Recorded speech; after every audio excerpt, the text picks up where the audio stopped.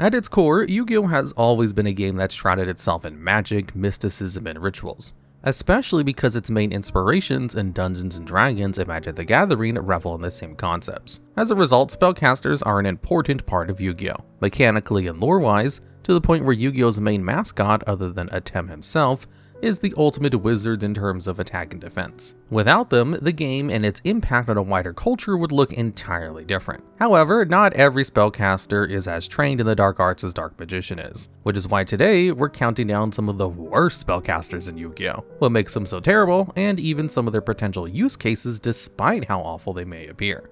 And index at number 10 is number 78, Number Archive. An unconventional spellcaster that uses a kind of chaos magic to tap into the entropy inherently inlaid within number monsters. Number Archive only has one effect, and it ensures that it's not around for long because by detaching one material from itself, you can summon out any number Xyz monster between 1 and 99 by using Number Archive as a material. But for as crazy as this effect sounds, there's a catch. Quite a few of them actually, because not only will the monster you summon be banished during the end phase, and not only will you be restricted from special summoning anything else for the rest of the turn, but what you summon will be entirely random, if you're even able to summon anything at all, because if you reveal anything that isn't a number from your extra deck, nothing happens. The idea behind Number Archive is honestly really cool.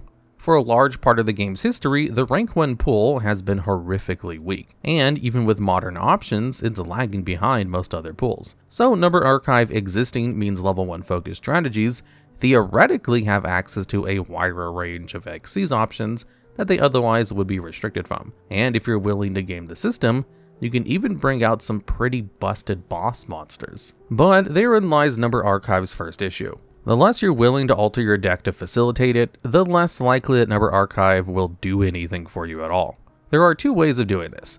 Either you can run through most of your extra deck to leave just the number monsters you want to summon prior to bringing out Archive, which is pretty pointless since if you can run through most of your extra deck, early Number Archive isn't doing too much to help you. Or you can intentionally build your extra deck with Number Archive in mind. This can guarantee that you summon something powerful, but prevents you from using the powerful toolbox options contained in other extra deck pools, as well as non-number Xyz monsters, severely limiting your choices rather than increasing them.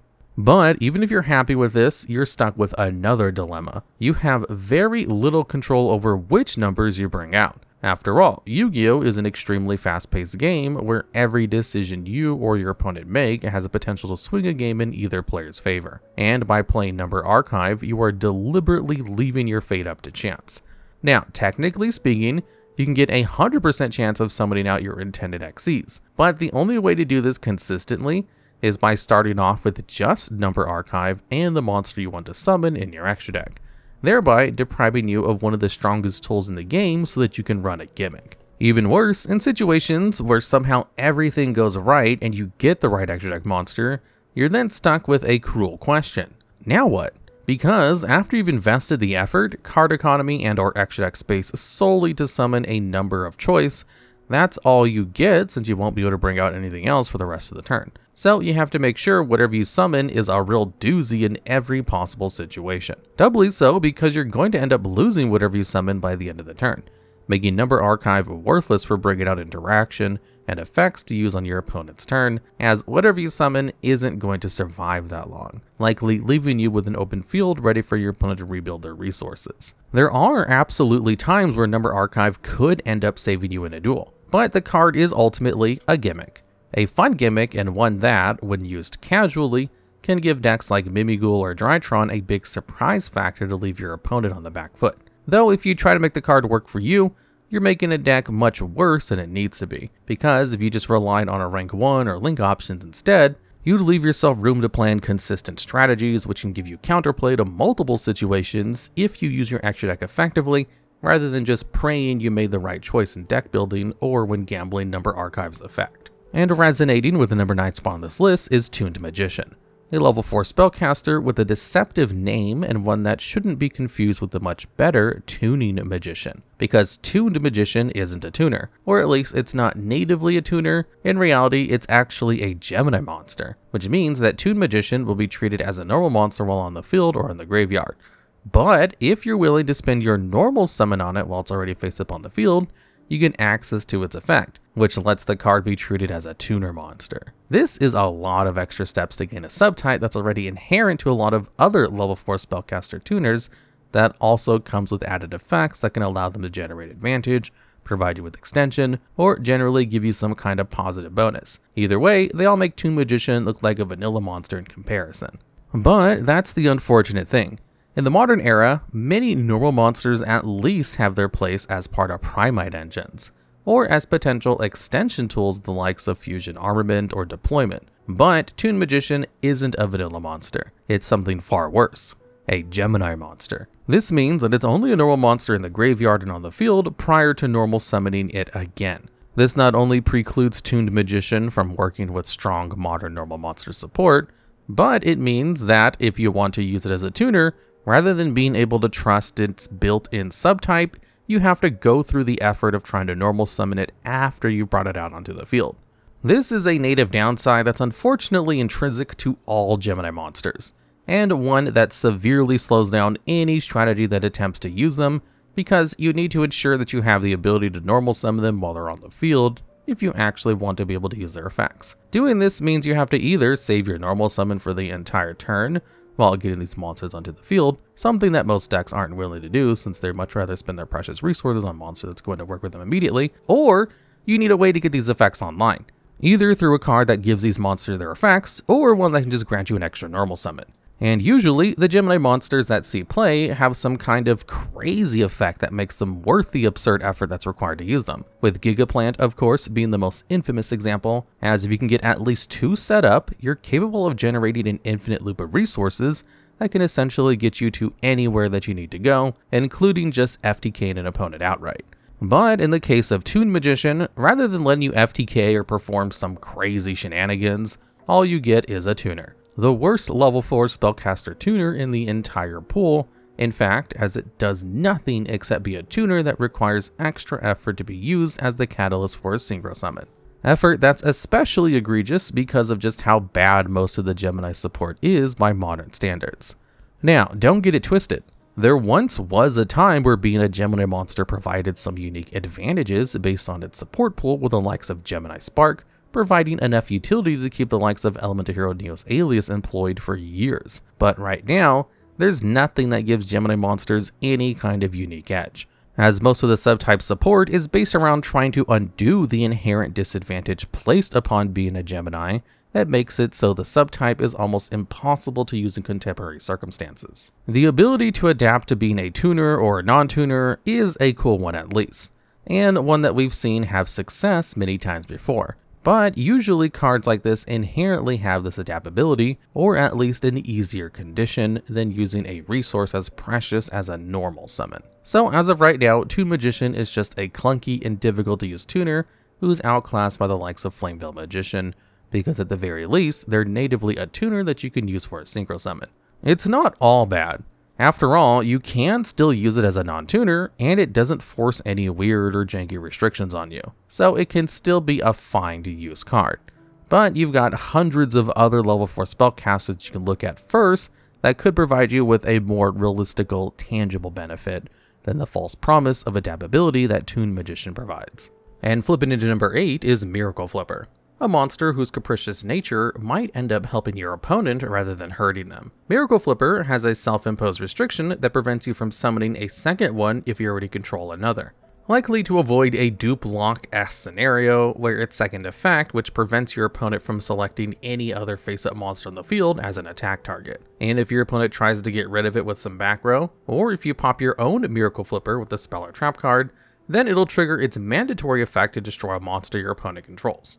This all sounds fine thus far, and even beneficial in the right circumstance. However, Miracle Flipper has one extra effect that, true to its name, flips it to the opponent's side of the field, because whenever it's destroyed by battle, it'll summon itself out to your opponent's field at the end of the battle phase. Whatever utility Miracle Flipper might have had as an attack redirector is utterly ruined by this effect, because while you can still use it to protect your other fragile monsters from a single attack, you've given your opponent a consolation prize of a free material they can use for whatever they'd like during their main phase 2, either as free fodder for extra deck plays, or to protect their own monsters. And if you end up attacking it, they'll get Miracle Flipper back to their field once more, since no matter where it was on the field, it will always go back to your graveyard, thus summoning itself out again to your opponent's field. Now, there are certainly instances in Yu-Gi-Oh! Where giving your opponent a monster can be a game-winning play, but these monsters usually end up restricting your opponent in some way, or will eventually net you some kind of advantage. But with Miracle Flipper, there's not much to be gained from handing it to your opponent, other than hoping the duel ends faster. Although, the GX anime does give us a little bit more of a clue on how Miracle Flipper was intended to be used.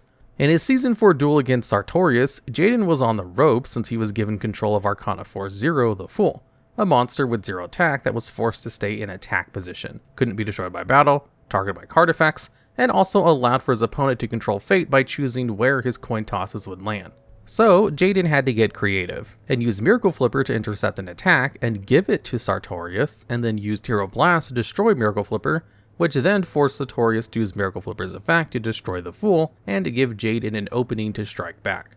This isn't quite how Miracle Flipper works in the real world, since cards you own will still always go back to your graveyard no matter which side of the field they're on, but this does show a potential use for Miracle Flipper as a somewhat convoluted removal spell for monsters on your opponent's side of the field. Once in a blue moon, this could come up, theoretically anyways, but it doesn't make sense in terms of card economy. Why spend 2 cards on setting up removal when one better removal spell could do the trick just fine? There are far stronger options available that you can use on your own turn, or during your opponent's turn that can give you stronger, more controlled removal that doesn't come with the same convoluted setup or risk that's inherent to trying to force a flipper. It's fun to think about the scenarios in which a Miracle Flipper could come up. It's so convoluted that it makes total sense that it's a card that came up in the anime. But if you ever try to use the card in the TCG, rather than making your own anime moment, it's more likely that you'll feel like the card has flipped you off instead. And opening up a new chapter at number 7 is Toon Dark Magician Girl, a Toon spellcaster based on the ever iconic Dark Magician Girl. Toon Dark Magician Girl has everything you'd expect. Because she is based on Dark Magician Girl, her effect is taken directly from her regular counterpart, which gives her stat buff a 300 attack for every Dark Magician or Magician of Black Chaos in either player's graveyard. Likewise, because she's a Toon, she also comes with an effect that allows her to attack your opponent's life points directly if they don't control a Toon, which is particularly relevant as, unlike other Toons, Dark Magician Girl doesn't come with summoning sickness. However, she didn't escape every Toon downside, as not only does she self-destruct if Toon World gets destroyed, but like a lot of early high-level Toons, you can't bring it out to the field normally. Instead, you have to first special summon her from your hand by tributing a monster while you control Toon World. Toons in general aren't the best subtype in the world. They certainly have a lot of interesting tools going for them with a cavalcade of powerful back row. But similarly to Gemini, whatever support they have doesn't make up for the inherent downsides placed upon the cards. In the case of Toons, this downside is mainly represented as an over-reliance on Toon World to get access to their best cards, as well as the main gimmick of the deck that most of the monsters are essentially copies of classic monsters that are made to work with the Toon archetype.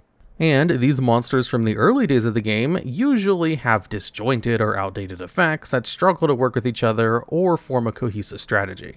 In recent years, we've seen Toons branch out a little with the likes of Toon Red Eyes, Toon Dark Magician, and Toon Blackluster Soldier, all having effects that weren't present on their original counterparts. And fewer Toons specifically need Toon World or an equivalent on field to function. However, as a strategy, Toon is still greatly limited by these early design decisions. And these problems are interweaved into Toon Dark Magician Girl's design. Needing Toon World on the field to even have the chance to summon her out is bad enough already, as it means that if you lack a path to Toon World or Toon Kingdom, she's just going to sit in your hand as a dead brick, as you can't summon her out in any other way. And even if you do commit both Toon World and Tribute to bring her out, Toon World then becomes a glowing red weak spot for your opponent to pop and blow up your Toon Dark Magician Girl alongside it, leaving you down and out a ton of resources.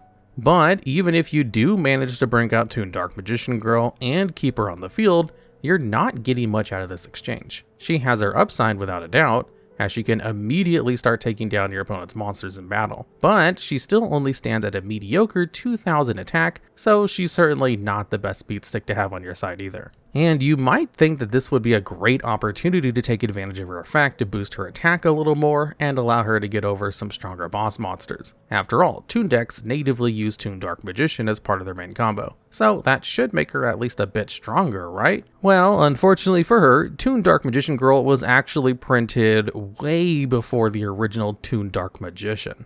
And due to the deck's gimmick of copying the effects of well-known classic cards, she doesn't get a stat buff from the Toon Dark Magician hitting the grave.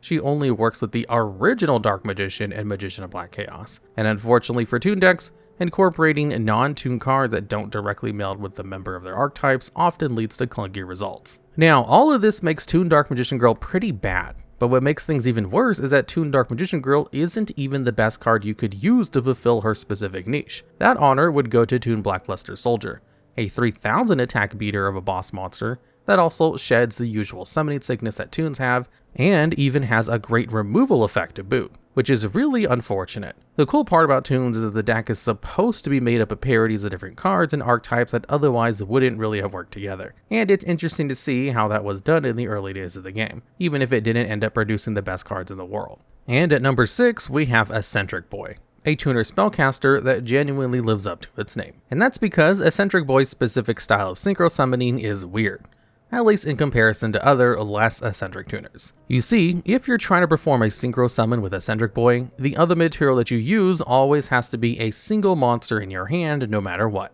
This is odd, but not completely unheard of, as there are other tuners with similar effects. But even odder still, and the thing that makes this boy so wacky, is that whatever you summon by using it will be incapable of activating its effects, will also be completely negated, and whenever that monster leaves the field, it will always be banished. The idea behind this effect is somewhat interesting, as Eccentric Boy lets you ignore one of the biggest downsides of synchro monsters in comparison to its previous extra counterpart, because unlike fusions, which can use materials in hand or field, synchros typically can only use monsters on field.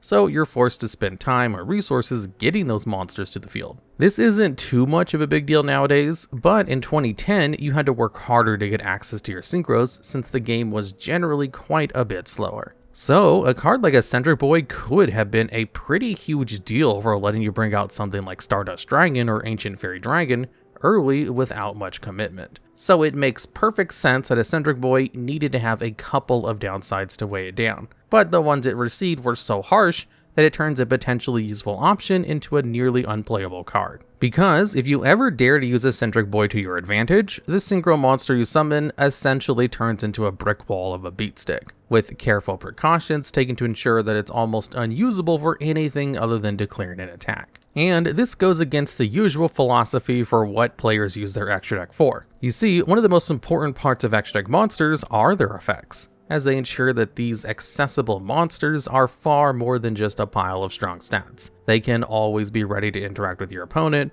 remove their best cards, or generally just act as a toolbox to prepare you for any situation. So Eccentric Boy preventing effect activations is a way bigger deal than it might seem, because while you do get access to monsters with some stellar stats, that's all every monster that you summon with can possibly be, reducing your action deck from a resource that can turn a game on its head to a 15 card pile of beatsticks that have no protection. What's worse is that even if your opponent grants your Synchro Mercy, you won't be able to take advantage of any kind of graveyard either, since it's guaranteed to be banished, making it really difficult to get any use out of your extra deck. This puts Eccentric Boy into such a weird position. It's designed to give you more freedom in the ways that you synchro summon, but ultimately ends up limiting what you summon to be a vanilla wall regardless of what you'd intend. As a result of this, Eccentric Boy hasn't ever seen any real competitive experimentation, as its only real use is helping you dump a monster in your hand to the grave for another play, which is precisely how Yusei ended up using it in the 5Ds anime.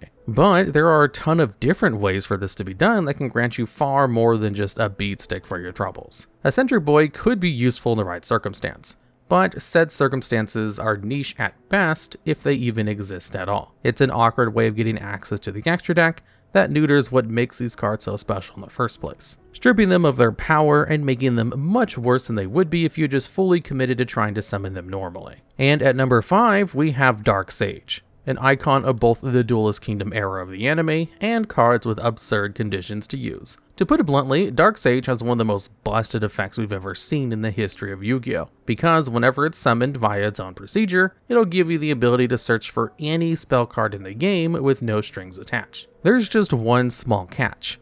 You do need to summon Dark Sage to get access to this effect, and the only way to do that normally is by tributing a Dark Magician you control immediately after you've used Time Wizard and succeeded with its effect. When you first hear about Dark Sage's effect, it's easy to let yourself get blind to just how difficult the summoning condition is, because no matter which era of Yu-Gi-Oh! You're in, if you have the ability to search for any spell card at will, you will have as close to an instant win condition that you can get without actually being an instant win condition. In fact, the anime did a pretty great job of showcasing the sheer power behind an effect like this in Yugi's Duelist Kingdom duel against Joey Wheeler. Because even though Yugi was in a totally losing position, he was able to turn the entire duel on its head thanks to Dark Sage searching for Monster Reborn, allowing him to bring back Black Skull Dragon to obliterate Joey's 1000 Dragon and win the duel. However, fans of the anime will be quick to point out that the way Dark Sage worked there was a little bit different than how it works in the TCG. Because in the anime, Dark Sage was just Dark Magician aged 1,000 years as a result of Joey's successful Time Wizard, which has led to some fans jokingly theorizing that Yugi gave Joey Time Wizard to prepare for this exact moment. This is still quite convoluted. But the TCG version of the card is even worse because in the real world, you'll have to be willing to play both of the components needed for its summon, which are two pretty mediocre cards. The engine to commit them to the field as early as possible, and of course Dark Sage himself, a virtually useless brick that will rot in your hand if you happen to draw it. As a result, if you're playing Dark Sage, you have to dedicate a huge portion of your strategy to ensuring that you can bring it out, and that its associated components are worth deck space, which taints any strategy that wants to try using it into becoming Dark Sage Turbo no matter what you do, as you have to ensure that you can find a way to commit Dark Magician and Time Wizard at the same time, which is convoluted enough already. But it gets even worse when you remember that Time Wizard's effect is a coin toss, literally. So even if everything does go right, you only have a 50-50 shot of summoning Dark Sage, leaving it entirely up in the air if you even get the chance to summon it at all. And if you fail, you get burned, literally, with Time Wizard destroying your entire field and cutting your life total. Now, of course, this is Yu-Gi-Oh!, so there's absolutely ways to guarantee that you can succeed this gamble through a series of infinite loops. But if you have the ability to perform an infinite loop like this,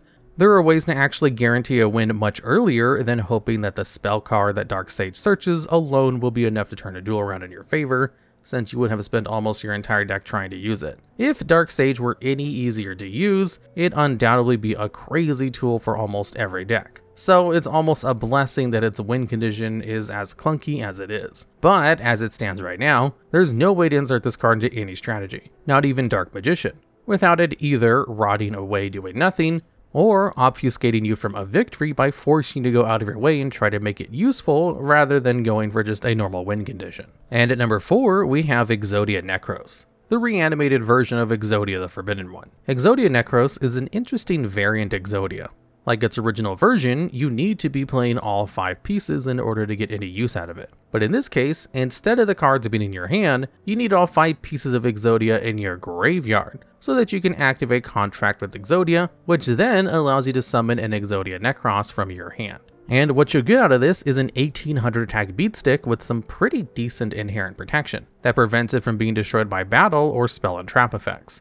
And so long as you can keep it on the field for several turns, then during each of your standby phases it will gain 500 attack, giving it a chance to snowball.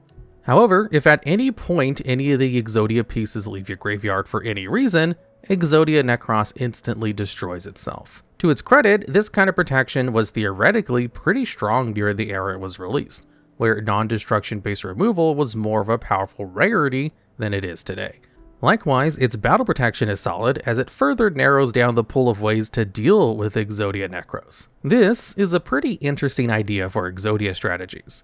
If your opponent ever has the foresight to start ripping through your hand to prevent Exodia, you can punish them by bringing out this towers-like monster that will, over the course of several turns, eventually have so much attack that it'll be able to eviscerate any opponent's monster with ease, and win the duel with sheer eventuality on your side. However, there's a couple of glaring issues with both its game plan and summoning method that make it so you'd rather keep this particular Exodia locked away. For starters, while its protections are nice, they don't exactly make Necross a true towers to any degree.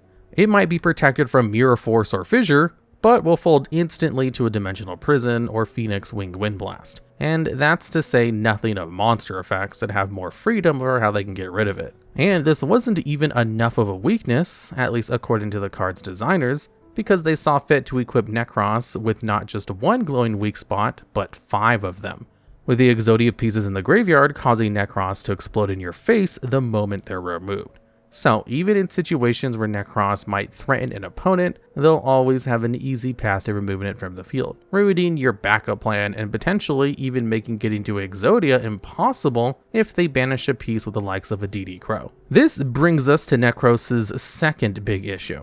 In order for it to stay alive and for you to summon it, you need to directly contradict Exodia's usual game plan of getting the 5 pieces to your hand, which would win you the game, and instead get them into your graveyard and keep them there to get a monster that's quite the distance from being a genuine towers. So expending the effort to try and force Necross doesn't make much sense, because all of that planning could be more productively used by getting the Exodia pieces to your hand instead, so that you can actually win the duel instantly. And as a backup plan, this condition isn't something that's easy to fulfill either. Your opponent is only ever going to need 1 piece to hit the grave for them to not need to worry about an alternative win condition sweeping the game from under their feet. So they're not exactly incentivized to try to keep ripping cards from your hand. As a result, you need to have your deck half prepared for the original game plan, and half prepared for Necross if things don't go your way, which will ultimately lead to a weird hodgepodge of mismatched strategies trying to do different things. This weird contradiction of goals makes Necross's design somewhat baffling, as if it was made without even considering what Exodia strategies might want out of an incarnated version to act as a backup boss monster. And even worse for the card, we've seen a ton of examples of Exodia spawned boss monsters that do what it's trying to do, but way better. The legendary Exodia Incarnate, for example, is a complete towers that really feels like you're controlling an on-field Exodia, and is capable of benefiting from pieces in the graveyard increasing its attack, while also furthering the original game plan of Exodia by allowing you to recycle said graveyard pieces back to your hand.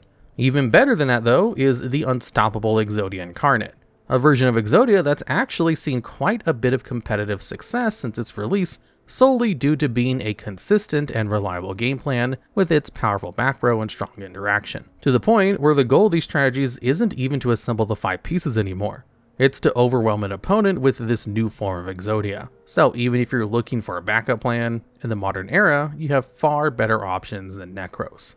Exodia Necross is such a strangely designed piece of Exodia's history. It's a fun concept, but one that definitely needed a lot of refinement as this particular attempt. And bonding into number 3 is Magicians of Bonds and Unity, a spellcaster monster that acts as a celebration of Yu-Gi-Oh's 25th anniversary. And it's not shy about that fact one bit, as it comes with 2500 attack and gains 2500 more if your opponent has 25 or more cards in the graveyard, and can only be summoned out of your hand if you have 25 or more cards in your own graveyard. For a card that represents such a landmark achievement, you would think that Bonds and Unity would have a lot more going for it. It's cool that it really leans into its quarter-century gimmick, but the way it does so leaves a lot to be desired in terms of the card's competitive viability.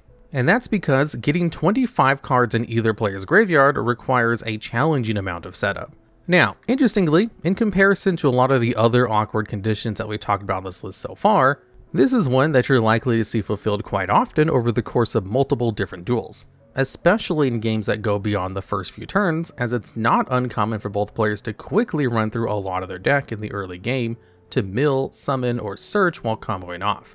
But this isn't an effortless feat, even for the most off-the-wall combo decks, especially if you want it done as early as possible to bring out Bonds and Unity, because otherwise it's just going to rot in your hand while you wait for your graveyard to stack up. Even worse though is that summoning out Bonds and Unity doesn't really get you anywhere either. Sure, the worst case scenario is a 2500 attack resource, and one that could have reached 5000 attack if your opponent has a full graveyard to greatly threaten an opponent, but outside of that, Bonds has nothing going for it. No protection, no interaction, It's closer to a vanilla beat stick than anything else. But interestingly enough, Magicians being as mediocre and awkward to use is likely intentional. You see, being a card that represents a celebration of Yu-Gi-Oh's history, Bonds was actually going to be somewhat of a collector's item, no matter how you slice it, especially after it was printed in only a single rarity, quarter-century secret rare, multiple times in different sets. This made Bonds and Unity relatively difficult to access for most people, and one that you'd have to specifically hunt down if you wanted one as part of your collection, especially because it's pretty unlikely that we're going to see it reprinted anytime soon now that the 25th anniversary celebration has officially concluded. If Bonds and Unity had any semblance of competitive viability, this would have been a huge issue, as it would cause the price of the card to skyrocket with a larger demand than there would be supply, thereby gatekeeping most duelists out of a card that could give them some of a competitive edge. This is a situation we've seen in Yu-Gi-Oh! Almost 20 years prior during the time of Crush Card Virus, which was a playable prize card that few people had access to, and those people had an overwhelming edge when it came to the duels, while those that didn't have it, either due to price or availability, were at a severe disadvantage to anyone who owned the card. So as a result, it's pretty clear that for these kinds of cards, which aren't guaranteed any kind of reprint, Konami does what it can to ensure that they steer as far away from making a competitive card as they can, a practice we've seen with other unique celebration cards too, that also have middling effects, and Magicians is no exception. It's not great, and its conditions make it really tough to actually bring out early in a duel, preventing most decks from using it as a free extender that it could have been, which is both a shame and a blessing in disguise. And keeping the number 2 spot warm is Fire Sorcerer, a spellcaster that needs more time to practice their particular band of fire magic. Like a lot of other early flame-themed spellcasters, Fire Sorcerer is capable of burning an opponent for a crisp 800 damage, putting their magic on the same level as a Nukazi. However, in order to cast this particular spell, Fire Sorcerer needs some fuel, and not only needs to be flip face up in order to trigger her mandatory effect, but will also force you to banish 2 random cards from your hand. This is an abysmal amount of card economy to surrender for so little burn. Don't get it twisted, 800 points of burn damage isn't something to hold your nose up to, because there are plenty of circumstances where burning your opponent for 10% of their life total could end up swinging a duel in your favor. But losing 2 cards worth of advantage just makes it so you'd be shooting yourself in the foot. To put things into perspective, Delinquent Duo essentially has the reverse effect of Fire Sorcerer. You take 1000 damage to pay its costs, but then your opponent is forced to discard 2 random cards. This effect is so busted that not only is losing 1000 life points worth it, but Delinquent Duo has been banned for over 20 years, because discarding 2 cards from your opponent's hand puts you at an overwhelming advantage, since you can snipe away 2 of their potential options that they could have used to interrupt your turn or strike back when their turn rolls by. And by activating Fire Sorcerer, you've essentially gifted your opponent with a free copy of Delinquent Duo, and for 200 less life points to boot. An amazing deal for them, and utterly abysmal one for you.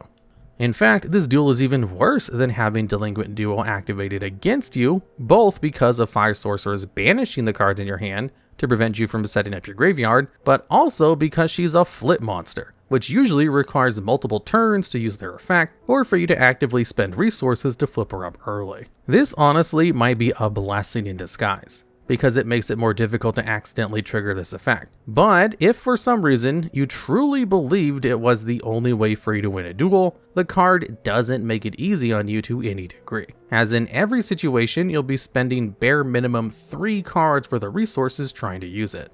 And there are a ton of other burn cards that are just way easier to use in comparison, and often will have even stronger burn for a more minute downside. In fact, Fire Sorcerer is so bad that she could have very well taken the top spot on this list once upon a time. In almost every situation, her effect is more of a detriment than a benefit, and an active help to an opponent instead, which makes her worse than just bad. It makes her a saboteur in any deck you place her in, or at least almost every deck, as there is exactly one strategy that's been able to find a use for Fire Sorcerer and make her work in a gimmicky but solid fashion. You see, Mimighoul is a deck based around giving your opponent flip monsters with bad effects, and forcing them to flip face up with either an effect, or by forcing a floodgate where they control face down monster, incentivizing them to deal with the bad effects so they get access to their normal summon. Fire Sorcerer doesn't have a way of being set to your opponent's field herself, but if you select her for Mimighoul Maker,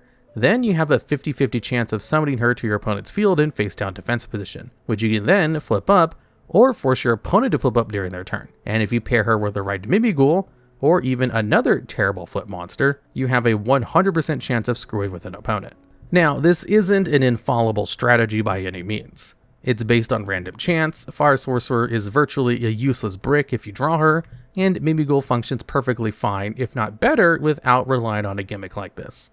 But it's still a potential use that won't get you laughed out of locals for including her in a deck list, and prevents her from taking the #1 spot, because without Mimighoul, there's no way Fire Sorcerer would have ever seen the light of day. And sitting upon her throne as the worst spellcaster in Yu-Gi-Oh! Is Princess Pikeru, the unfortunately upgraded form of White Magician Pikeru. In order to become Princess Pikeru, White Magician has to grow up into her, literally speaking in fact, as the only way to summon her is through the effect of Trial of the Princess, an equip spell that can only be equipped to either White Magician Pikeru or Ebon Magician Kuren, and provides them with 800 attack. Then, while equipped with the spell, these soon-to-be royals have to pass the Trial of the Princess by destroying a level 5 or higher monster by battle, and then, on that same turn, tributing off the Pikeru or Kuren you had trials equipped to, so that you can then bring out the princess's forms. And if you choose to summon Princess Pikeru, you'll get a 2000 attack beater that allows you to gain 800 life points for each monster you control during every standby phase.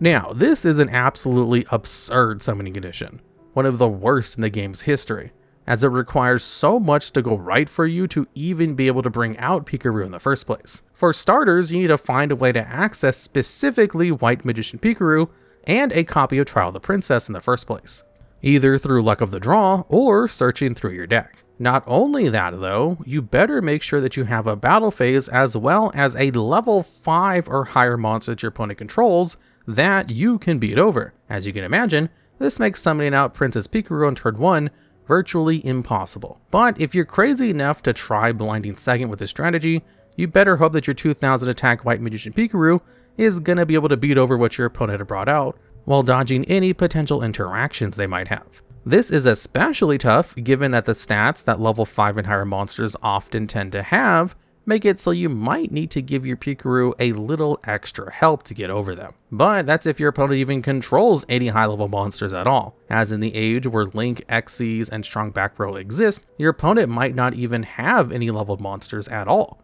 preventing your White Magician from reaching royal status. This combines a lot of the worst parts of the conditions of previous entries, requiring access to very specific cards, relying on opponents' actions, and the need to give up valuable resources. So, for this absurd investment, you'd hope that Princess Pikeru would be worth it. But the worst part about Princess Pikeru is that after you summon her, you get nothing but a measly 2000 attack beat stick with no protection, no interaction, an effect that will only trigger during your standby phase. This means that when summoning her during the main phase 2, after jumping through all of those hoops, she does nothing but stand there menacingly during your turn and your opponent's, and if somehow, some way she manages to survive through your opponent's turn, only then will she net you a reward. During your standby phase specifically, you'll be gifted with 800 life points for every monster you control. 400 more points than her younger counterpart gives per monster, a marginal improvement. This does nothing. Even if you hit the maximum gain of 4,800 life points, increasing this number doesn't have any kind of tangible impact on the game state. There's no card advantage to gain, no threat to an opponent, and nothing that you can really use those life points to do. In comparison, Princess Kuren is just as difficult to set up as Princess Pikeru, but gives you a far more gratifying payoff, as her burn is capable of applying pressure to some degree, and even threatening lethal damage. If your opponent chooses to ignore Kuren, then they're eventually going to lose the duel, while if they choose to ignore Pikeru, it just makes ending the duel slightly more difficult. So many other hard to use or bad spellcasters on this list at least commit to an interesting gimmick, or a fun idea that wasn't fully realized, or are so bad that giving them to their opponent ends up working out for you. But with Princess Pikeru, there's almost nothing. You get slightly more life points than you would have using her younger form, She's not fun to make work, and she's not fun to keep around either, which is why the throne she now sits upon marks her as the worst spellcaster in the game.